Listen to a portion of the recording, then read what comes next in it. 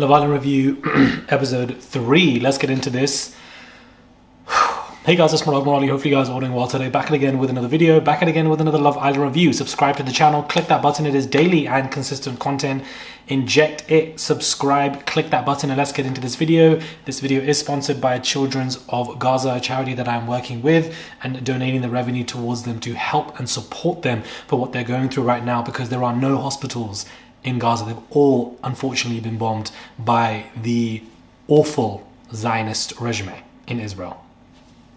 It's all Palestine, point blank, period. Let's get that straight. Now let's get into this video where Jake obviously decided to leave and depart. You're not Amy Hart, beloved, with all due respect. She had the best exit. Nobody had a better exit than her. So you needed to leave, pack your bags and go. You didn't need to tell us you were going. You could have just dipped. The interview with My Jammer made no sense to me. I don't think it was needed. It was very short, that interview with My Jammer, and that in itself was very confusing as to why it even took place. What did you need to speak to him about? I don't understand. I get this new format of let's do interviews, but with the right people. I know After Sun's been axed, but it doesn't make any sense. The only scene that I was about to cough. The only thing that I liked in this was Georgia Harrison questioning Toby about the breakup with Chloe. This is the nitty-gritty stuff that we like to see. Let's, break the fourth wall here. Let's get into the relationship breakdowns. What happened? Whose fault was it? I didn't know that he lost trust in Chloe and that there was an issue that she did something. Maybe she'll clap back and respond to it. Maybe she won't. But that was an interesting scene to see. But it's hard to get into this. I'm not going to lie to you guys. I'm going to keep it honest. It's hard to get into the show. It's hard to watch this. I'm not going to lie to you. It's easy to have them in the background, cool. And, we've already seen them before. We've developed relationships with them. But I don't know, if something's missing from this, it seems very forced. The formula doesn't work. It just seems like they just rushed to this. That's just the opinion that I'm getting. And it's day 3, and I'm really not impressed on an overall basis. Let's just say that. Kaz, I don't know what she's doing with Louis. It doesn't make any sense to me. I don't know why she's entertaining this man. He's a deadbeat dad. He's got 2 children. His exes have been dragging him since he's got in the villa. You've got 2 kids to look after, but instead you want to waste your time coming back onto a show. You've already done Love Island. You don't need to do it twice. You've got children to take care of, as far as I'm concerned. It doesn't make any sense to me to leave your child for 5 weeks to go onto a show. Like, I don't understand this. Maybe I'm brought up very different, because some people were disagreeing when I was talking about Hannah. At least Hannah's not a deadbeat parent. He is, and that makes it far worse. But if I had a child, I'm not going to leave them for 5 weeks to go onto a reality TV show. I don't know. I just wouldn't do that. It just doesn't make any sense. But I'm sure that Hannah has a great family supporting her child.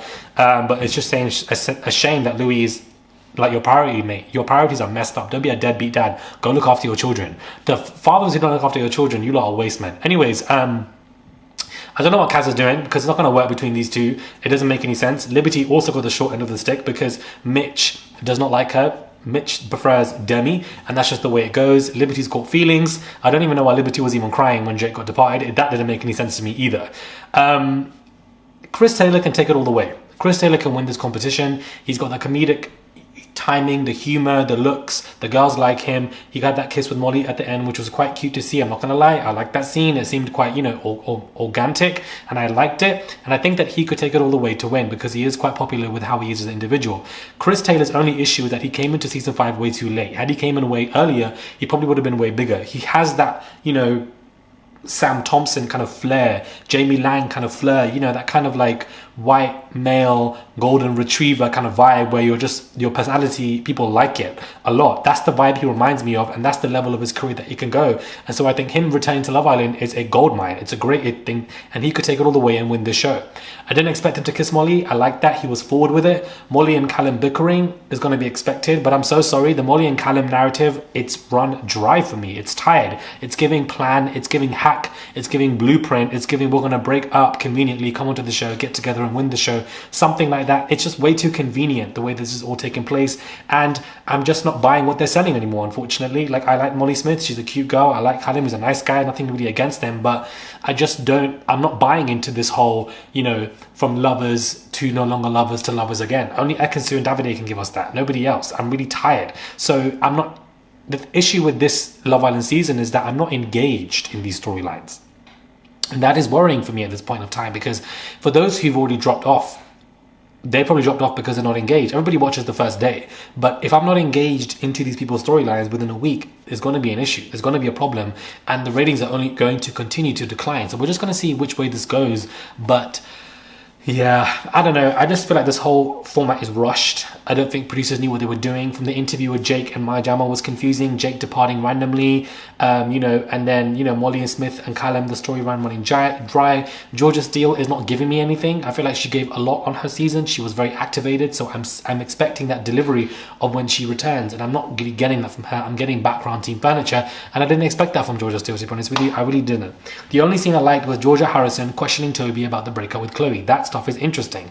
Give us something. So that was pretty interesting. And Chris Taylor and Molly Smith at the end was quite cute as well, I'm not gonna lie. So it's not a terrible episode. I'm not saying that. It's easy to watch because we already know these people, but just because it's easy to watch does not mean that I'm engaged. It's background TV. It's TV whilst I'm cooking. It's TV whilst I'm on my phone, scrolling on the laptop. I'm not like glued to it. And I just think that if that's how we're feeling in the first week, by the 5th week, half of us are not even going to be here anymore. I don't know, make of this what you will. Notice that this review of mine is shorter than normally. Like normally I do 8-minute plus, but I just can't be bothered. There's nothing else for me to talk about. I am doing my reviews on TikTok now as well. If you guys are on there, subscribe to the channel, click that button, guys. It is daily and consistent content. I would appreciate it. It's just one click. Click that button and subscribe. Make of this what you will, and I'll catch you guys soon for another video. Oh, also the OG Josh from season 1 is coming to the villa. Like, I didn't watch that season, guys, so I don't know what to say about that. Like, okay, you're there, cool. I'm not gonna step on anyone's. I want to step on everyone's toes. I'm not afraid to get into a relationship. It's been day 3, and this is an all-star version. So, what toes are you stepping on, please? What relationship has formed? Like, I hate when people say this because it's not that deep. Anyways, subscribe, and I'll catch you guys soon for another video.